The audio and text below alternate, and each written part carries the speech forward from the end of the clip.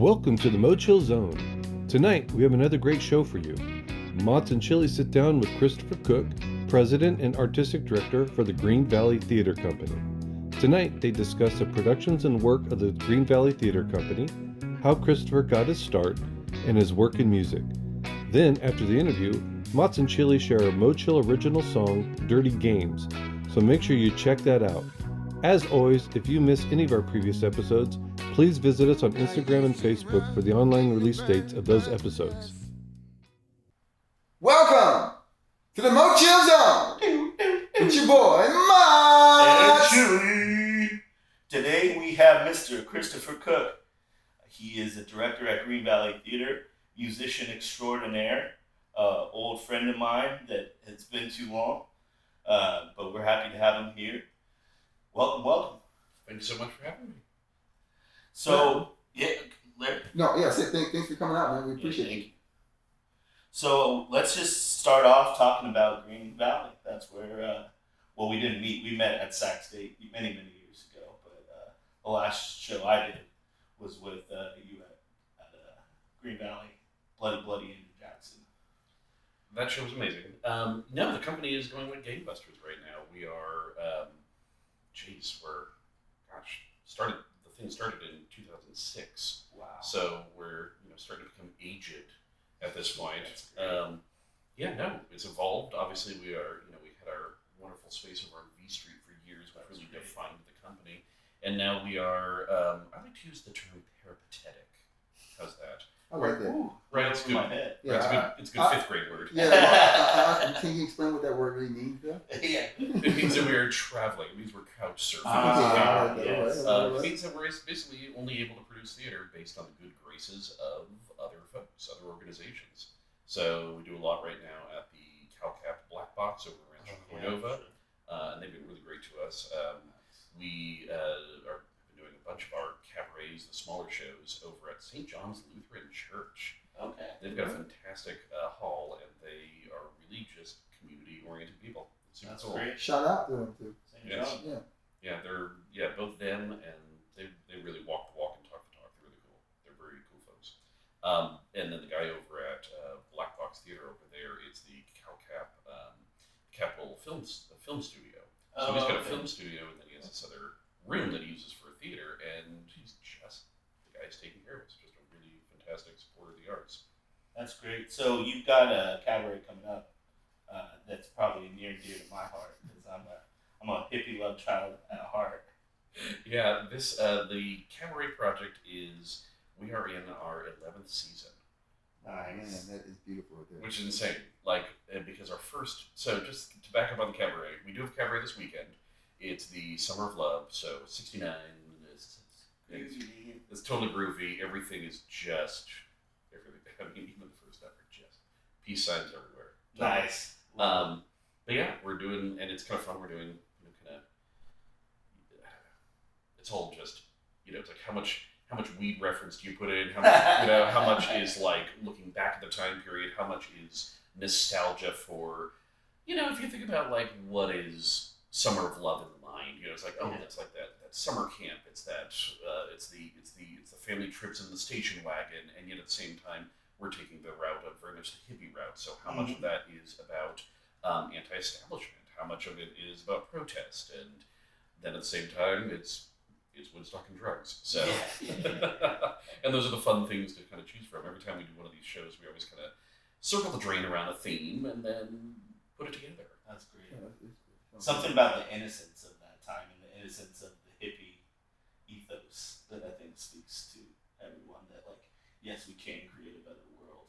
It was. At the same time, it was that I find the hippie generation to be a complete definition of what the 20th century of the U.S. was. You're right. Welcome to my TED Talk. And essentially, it's where you have this death of innocence, and then you have to rebuild, and then that innocence, and then that, So if you think about that, that flourishing of the 50s, and then the day, American Pie, the day the music died, Popper, the plane goes down, Definitely. right, and then that was symbolic of the death of American innocence, Mhm. right? And then, it's eye-opening of the hippie generation saying, no, this is not. No, we should not be in Vietnam. No, we should not do this. there is a different way to do things. Mhm. Civil rights movement was, born of the same ilk, in that time period, and then the innocence of that dies in the 70s. So hard. Right? It just keeps going and going, and that is kind of that thing where it's like we run in these cycles of not only decade but also 40-year cycles as well of music and yeah. Anyway, Nice. again, couldn't talk for days on that. Yeah, I love Okay, it. what I want to know is you've done a lot of interesting things. What got you involved in what you're doing now? Like who got you involved, and how'd you start doing what you're doing? How we start doing just basically. No, you. Me? You So basically. you could go all the way back with Yeah, this. I want to know from the start. People want to know from the start. How do you get to be in where you are right now and doing what you're doing? Who influenced you? And those are the kind of things I like to know. Jeez, laying out the red carpet for me. Gosh, it's flattering. Oh, talk about myself? Yeah. No, I came to theater from the world of musicianship. Like I was a musician. I was never a theater kid as a young person. I never did theater in high school. And it wasn't until senior year of high school and someone at some theater company needed a clarinetist to sit in, and I'm like, oh, well, all right, what's that? Nice. Is that theater thing? Oh, they do live music? Okay. And it was all downhill from there. Yeah, you got the bug. I'm not an actor. I'm a musician. I'm a producer. I'm a puppeteer. Clown performer, that kind of stuff. But I'm really not much of an actor, actually.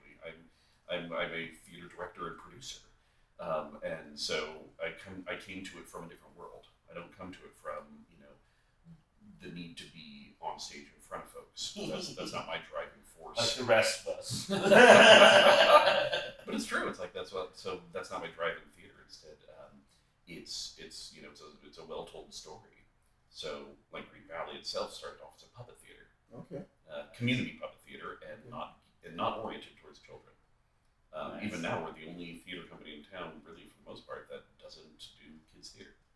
Wow. Amazing. It sounds like it's like pretty metal to say that now. You know what I mean? Like it's kind of a funny thing to say, but Don't like, bring your kids. I know, right? For some shows, man. most of our shows, we have to be really specific. We're going to be like, well, the show is appropriate. Like, well, like, Well, adults need to have entertainment. Kids can go to everything. You know what I mean? Totally. They have their stuff. So just assume that you shouldn't bring the kids unless otherwise notified. oh yeah, get a babysitter. Yeah. There is an adult world and there's a kid world, and they do not mix. And Absolutely. there has to be entertainment for adults going out there, and Mhm. not to say that all of our shows are specifically, smutty or dirty or different reference or violent, or I mean, not like they're specifically that, but it's just that even our puppet shows are not meant for kids. Mhm. Adult appropriate. It's all good. Adult Yeah. Right, it's good. totally. We all like that.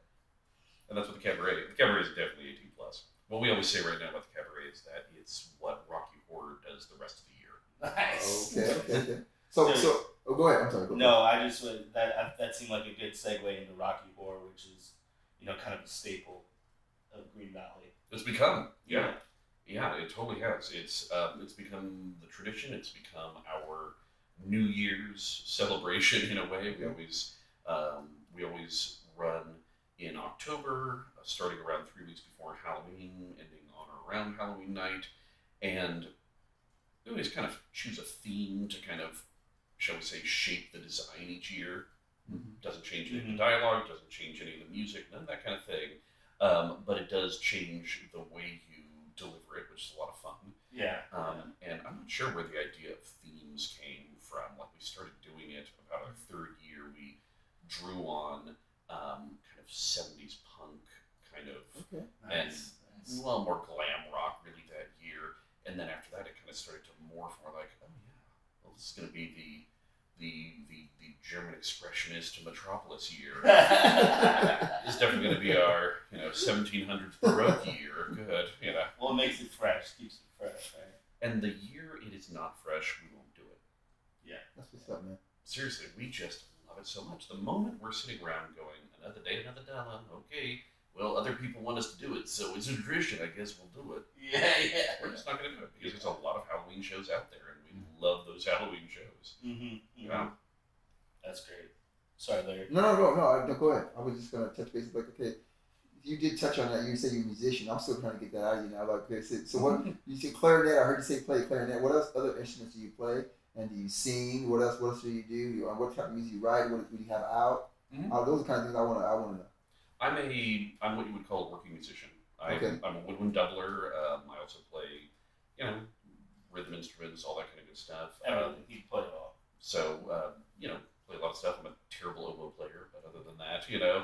You play the guitar? Yeah. Oh, okay. Okay, so maybe you can give us a sample today. Play a little something for us. No, Well, I am. No, I'm not a lead guitarist. I'm the best church guitarist you'll want. Like some cowboy chords. It's cowboy chords. Yeah. Okay. I played a bluegrass band out east for when I was living out there, and it was all just boom, chicka, boom, chicka, boom, chicka, boom. You know, it's like you need the rhythm guy. And I love doing it. For me, it's part of educating. So it's like I teach elementary and middle school as well, and when you're hanging out with the little guys, it's sing songs. And it's really nice to be able to just pick up the guitar or the ukulele or the banjo and just play with the kids. Yeah. We can get some wheels on the bus go round and round in here. Oh, absolutely. So, are you currently playing any musician anywhere currently? Do you want to tell the people where you are doing that currently? Yeah, totally. I played a band called Burning Daylight People, which is we like to call it, and I'll see if we can in the audio hear this. We call it bluegrass and discount jazz. Okay. Discount jazz. So bluegrass and discount jazz. It's just it's kind of a morphing kind of group. The largest put together is about 7 folks, and then it can go down to about 3 or 4. But that's a strength for the group because it means that folks can play. You don't need to have every single person, and as the group has gone around over the years, folks, the membership has kind of stayed very stable, but all the guys are having lives and families and this and that, and so it's just it's a really positive, fantastic group. Huge amount of music. A lot of cover stuff, mostly cover stuff. We have our favorite set is, or my favorite set is Burning Daylight People Ruins Your Favorite 90s Hits. Nice. What are some of the tracks that you guys play? Oh, we play that very traditional bluegrass tune, You Can Call Me Al. Yeah. Nice. Oh, wow. You gotta give me a sample of that one, bro. You gotta give me I gotta hear that. Give me a sample. As long as it's appropriate, please. Yeah, I want to hear that. You give me a sample. Give me a sample, man. So things like that. That old shall we say Appalachian classic Rocket Man. Oh, okay. Shout out, Elton. Right. Yeah. So anyway, it's that kind of it's a lot of it's basically just very fun. It's the imaginations of pop songs and whatever you want to play. It's kind of led by a couple of guys, Josh Haynes and Josh and Andrew. These 2 guys, and they're just amazing frontmen. Nice. Yeah. What do they play? Josh is a multi-instrumentalist string player, but mandolin in the band. He's just a blisteringly good mandolin player. I love it. Yeah. And Andrew is guitarist, plays a right-handed strung guitar left-handed. Wow. So he plays lefty, but he plays on a right-handed strung guitar, which... That's gotta be kind of hard for like the boom chicka. Jeez.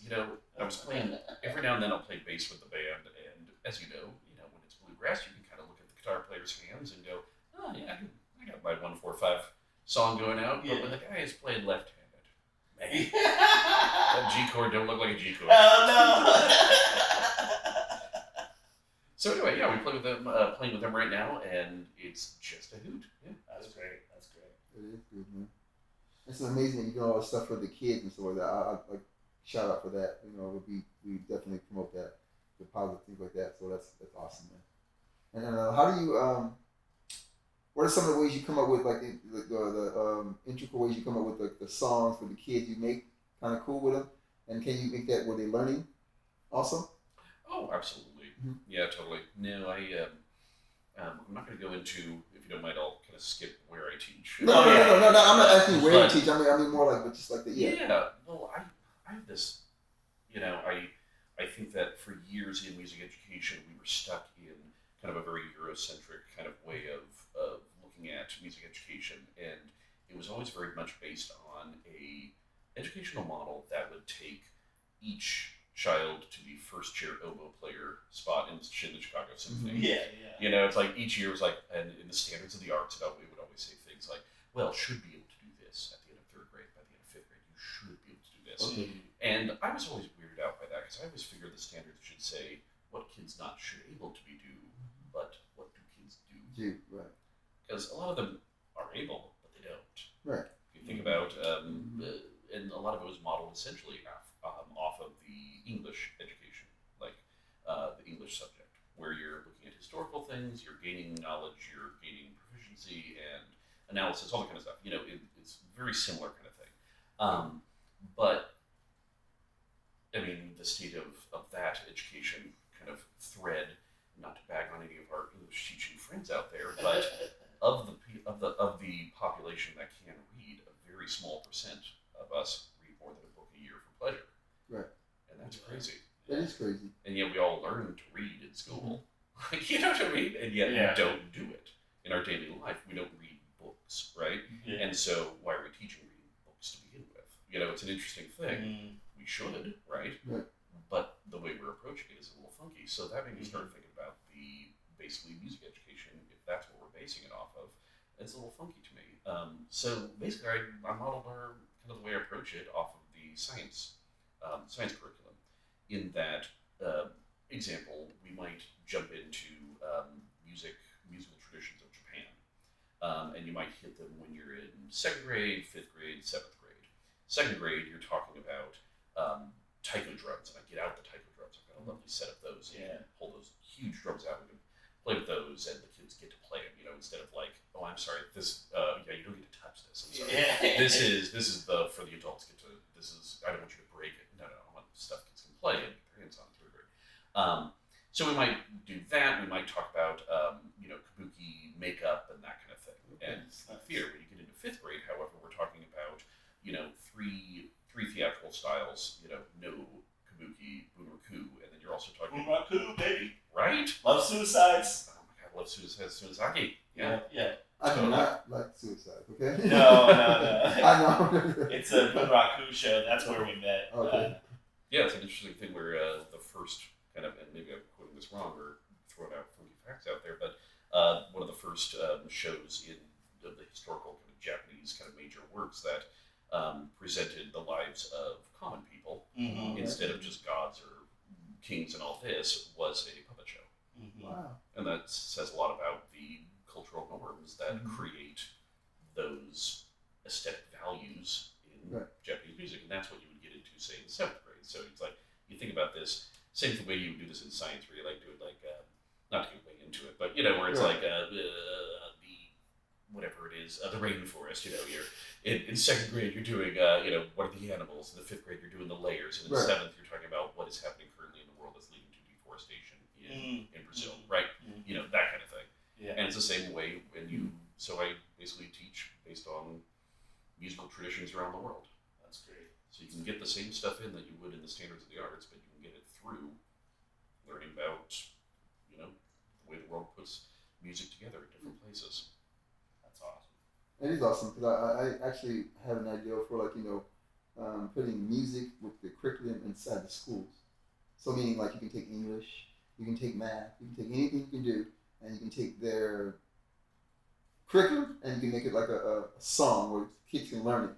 So I thought that's something I've been working on. So or we've been working on, should I say? Well, how did you learn the ABCs? Exactly. I challenge anyone to say the ABCs without singing it. I know, right? Yeah, so definitely. Yeah, I mean, and hey, like Hamilton. Oh my gosh, right? That's pretty. Oh, absolutely. You can get a pretty good history lesson listening to Hamilton. Oh yeah. Or even Bloody. Or Schoolhouse Rock. Or Dude, Bloody. So, odd little thing. Back in college, I stopped buying books after freshman year of college at Sac State. I just stopped buying books. You still ace the classes anyway. Oh, totally. I don't know. That's interesting. If you show up and if you show up and you're there, yeah, that's true. Right? You know how they say like 50% of everything is showing up. I don't believe that. I actually don't believe that 50% of everything is showing up. I think 90% of everything is showing up. Right? No, I stopped buying books. The only reason why I mentioned this is Bloody Jackson, except for music, the major, that kind of thing. I pretty much just skipped it. And every now and then, they're like, well, let's study this chapter. I'd be like, I'll look at it. Okay, let's see what happens. And then there was one book. I was in an economics class. I was like, okay, and it was Andrew Jackson and the Bank Wars. Okay, Interesting. and so I had a bio. Son of a $80 book. right, it's like this tiny thing for whatever. God, I don't want to buy. Okay, so buy this for the class.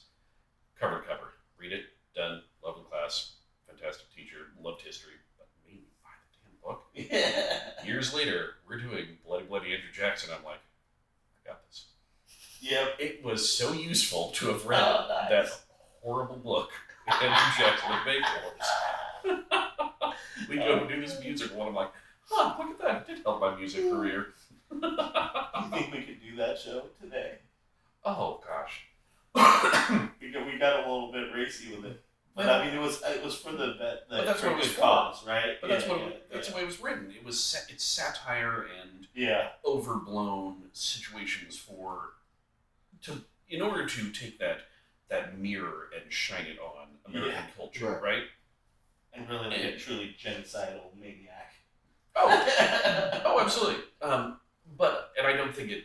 I was just listening to the show recently, and had the realization. I was like, oh, that's right. Irony is dead. Like, oh, that's right. Oh, yeah. People don't get that anymore. It doesn't register.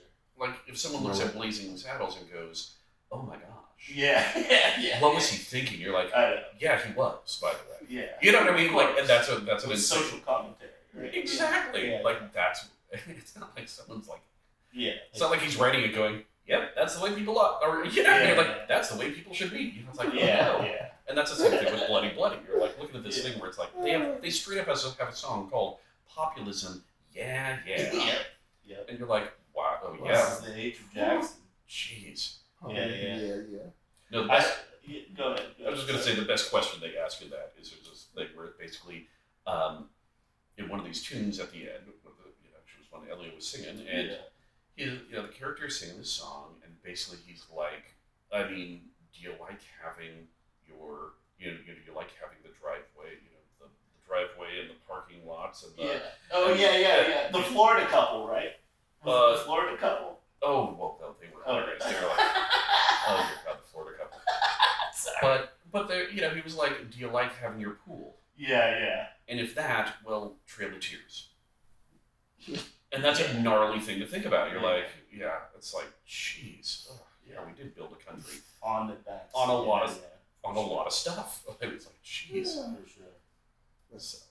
So anyway, yes, the whole thing is satire, and then at times it just goes, whoa. Yeah. No, it's a brilliant show. Love it. I'm not sure. I might wait a few years. Yeah. Until the pendulum switches back. Just relax though. Just relax on that. Let's not celebrate populism so much right now. Sorry. No. I was gonna say. So, where do you see yourself like in the next few years doing this right now currently? And then how do you see it evolving? You mean just the theater company? Yes. And all that? Oh yeah. Well, the company is, like I said, going like gangbusters. It's just really lovely. Basically, it's time to get into a space.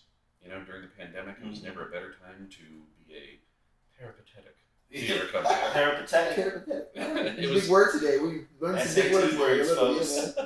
It was never a better time to be without a home. Yeah. Because the rent was low on the storage unit, and we just put our helmets on and ducked down below the trench. Yeah. That was the pandemic. Sure. We ended up starting to do things that were out in. We ended up taking advantage of. We ended up climbing into bed with some breweries in town, taking advantage of the light industrial, kind of just the square footage, the space they have in the outdoors, and then inside as well. When masking inside and all that kind of stuff. So we were doing these outdoor shows, which was really fantastic. Nice. And it was lucrative. Hopefully for the for the breweries and all. I think that there's a marriage between economics and the arts, and it is not. We are not mutually exclusive. It's true. And So basically, we came out of that. We've been, like I said, couch surfing right now, but frankly, it's time to get into our own space. Nice. And it's not an easy thing to do. The artist spaces in Sacramento are shut down, closed up, and made inaccessible. Wow. And I can, anyway, it's interesting. We always, I shouldn't say this. I basically am careful to ever complain online about this because everyone, very well-meaning, will always say, "Well, what about that theater? Well, what about that theater?" And then you have to go through one by one and say, "Well, that's a church. That the church likes using that theater. They just call it a theater. They pretend that it's an art, that it's a community organization, but really that's just Right. that former mayor's, Got church. it. Like Yeah, that's not, yeah. you know what I mean? So it's that kind of stuff. Where There's it's like, always some caveat for why they have that space. yeah, these venues are shut down, or they are, privately run, or they're basically, and it's like a lot of these spaces they're just not available. So anyway, it's time for us to get into a space. We have an entire theater sitting in a storage unit right now, ready to go. Wow. Like we put on these cabarets and this, that, and the other, Okay. and we have all lights and sound and all that. Mm-hmm. That's just our auxiliary equipment. We still have all the main stuff still sitting in storage. This Wow. is from the old place. Yeah, we've got these lovely Wow. dimmer packs, fantastic lights. It's like we are ready to go. We are just add water. I mean, just add square footage. Actually, Electronics and water. Electronics and water, That's yeah. what- Bring very that shit up. heaven. actually, what do we really Don't need? do it at home. Don't do it. What do we need? We need square foot. And actually, we need bathrooms and fire exits. Mm. That's what we need to put on a show. But Fire other than that, extinguisher? enough exits to make it, the use of the building, and bathrooms, and that's it. It's time for us to get into a space. So that's where we are right now. It's time to get into a space because of. I'd like to be at a place where the company can be of more service to artists. Mhm. Right now, we produce, and it's lovely, it's fabulous, and there's just the most wonderful people involved, and it's fun to make theater with these folks. Mm-hmm. But I also know that if we had a space, you'd be able to dig into some of the smaller, funkier shows that aren't musicals. That you'd be able to shine a light on some of these other voices that sometimes are not featured, especially not featured in places like the Broadway tours, Music Circus, Yeah. even some of the musical theater companies in town. It's like, Yeah. and of course some of the smaller companies, Cap Stage, B Street, they do a really great job. But there are other voices out there. It's Mhm. time to go ahead and provide that space. That's great. Stay tuned for the second half of the MoChill Zone with Christopher Cook.